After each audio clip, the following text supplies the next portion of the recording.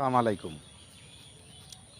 আমি বাংলাদেশে রাজনীতির উদ্দেশ্য করে যে আমি কথাগুলো বলতে চাই, সেটা হচ্ছে যে বাংলাদেশের জননেত্রী শেখ হাসিনা যে সিদ্ধান্ত নিয়েছেন, যেমন একজন মন্ত্রী আছে, একজন এমপি আছে, দেখা যাচ্ছে যে তারই ঘনিষ্ঠ আত্মীয় এবং ছেলে কি ভাই, ভাইস্তি, ভাগ্নে তাদেরকে উপজেলা চেয়ারম্যান দাঁড়ায়া করে দিয়ে তারা নির্বাচন করাচ্ছে। তার শক্তি প্রয়োগ করে তাকে উপজেলার চেয়ারম্যান বানা ফেলাইলেন। তা আমি সবচাইতে বড় খুশি এবং সারা বাংলাদেশের জনগণ খুশি। জননেত্রী শেখ হাসিনার যে সিদ্ধান্ত, কোনো এমপি মন্ত্রী তার স্বজনরা নিজের কাছের আত্মীয় কেউ উপজেলার নির্বাচন করতে পারবে না। খুব সুন্দর কথা, তাতে সারা বাংলাদেশের জনগণ খুশি।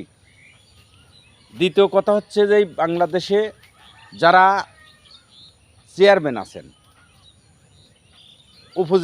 উপজেলা মনে করেন মেয়র আছেন, একজন একটা থানা পর্যায়ে যারা পদে আছে, আমলেখের পদে আছে, এই বিষয় দেখা যাচ্ছে যে বাংলাদেশে এমনও নজিরহীন আছে, সাওয়াল এমপি, বাপ এমপি হয়েছে, সাওয়াল উপজেলার চেয়ারম্যান, আবার ভাইস্তি চাচা কি তার কাছের একদম আত্মীয় সেই ইউনিয়ন চেয়ারম্যান।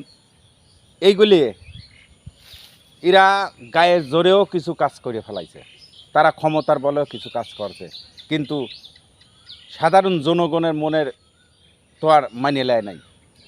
জননেত্রী শেখ হাসিনা যার সিদ্ধান্ত দিয়েছেন, আমি সারা বাংলাদেশে জনগণ খুশি এখন বর্তমান, যে যারা এমপি আছে মন্ত্রী আছে তাদের স্বজনরা উপজেলার নির্বাচন করতে পারবে না, উপজেলার চেয়ারম্যান হতে পারবে না। এটি খুব সুন্দর কাজ। দ্বিতীয় দাবি থাকবে আমার, সারা বাংলাদেশে দ্বিতীয় দাবি সাধারণ জনগণের, যে হয়তো দেখা যাচ্ছে যে তার বাবা উপজেলার চেয়ারম্যান, ছেলে ইউনিয়ন চেয়ারম্যান, এইগুলো যত না হয়, বাপ মেয়র, তার ছেলে উপজেলার চেয়ারম্যান, তার ছেলে ইউনিয়ন চেয়ারম্যান, এইগুলো যেন না হয়। আমি জননেত্রী শেখ হাসিনার কাছে আমি সারা বাংলাদেশের সাধারণ জনগণের জোর দাবি থাকবে, যে হয়তো বাপ হয়তো মেয়র আছে, ছেলে উপজেলা চেয়ারম্যান দাঁড়াইতে পারবে না, ইউনিয়ন চেয়ারম্যানও দাঁড়াইতে পারবে না, হয়তো ওই উপজেলার চেয়ারম্যান বাপ আছে, ছেলে ইউনিয়ন নির্বাচন করতে পারবে না। আমি জননেত্রী শেখ হাসিনার কাছে জোরহাত জানাবো সারা বাংলাদেশের জনগণের খুব খুশির জন্য, যে বাপ বেটা চাচা ভাইস্তে তারাই যদি কালে ক্ষমতার মালিক হয়ে যায়, তাহলে সেই এলাকার সেই দেশের জনগণের অনেক ক্ষতি হয়, তারা প্রকাশ করতে পারে না ভয়ের কারণে। অনেক নজিরহীন হয়ে গেছে তো বাংলাদেশে। তাই আমি দাবি জানাবো, যার বাপ চেয়ারম্যান হবে তার স্বজনরা যেন মেম্বার না হতে পারে, যার বাপ মেয়র থাকবে তার ছেলেরা যেন কোনো চেয়ারম্যান উপজেলার নির্বাচন না করতে পারে, যার বাপ উপজেলার চেয়ারম্যান তার ছেলেরা যেন ইউনিয়নের চেয়ারম্যানের নির্বাচন না করতে পারে। এই ক্ষমতাগুলো জায়গায় জায়গায় ছড়াইয়া দেওয়া লাগবে। এক জায়গায় ক্ষমতা গেলে সেই এলাকার সেই দেশের সাধারণ জনগণ প্রকাশ করতে পারে না, জ্বলে পড়ে যায়, তাদের মনের ক্ষোভের পূরণ করতে পারে না, তারা ক্ষমতার বলেই অনেক কিছু করে।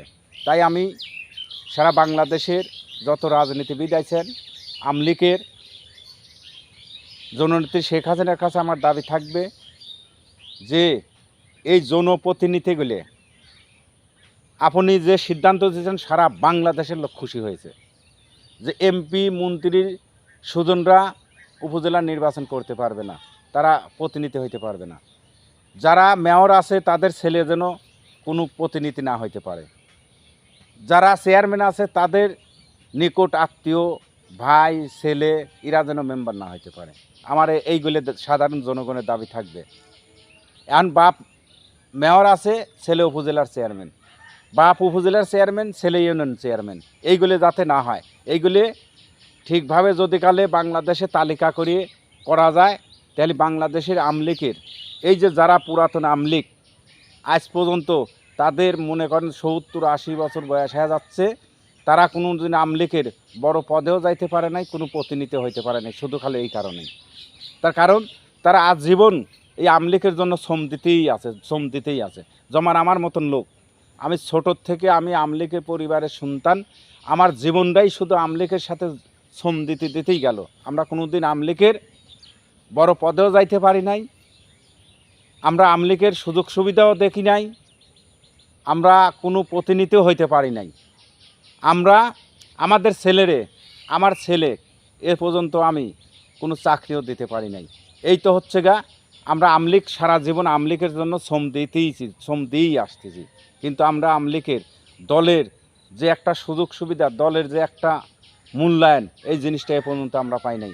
আমার দাবি থাকবে জননেত্রী শেখ হাসিনার কাছে, যেন ওই ধারাবাহিকভাবে এমপি মন্ত্রী স্বজনরা জনপ্রতিনিধি হইতে পারবে না, উপজেলার চেয়ারম্যানের ছেলেরা ইউনিয়ন চেয়ারম্যানের প্রতিনিধি হইতে পারবে না, বাপ মেয়র আছে তার ছেলে যেন কোনো প্রতিনিধি না হইতে পারে। আমার জোর দাবি থাকবে এর যেন সারা বাংলাদেশে বহল হয়। আসসালামু আলাইকুম।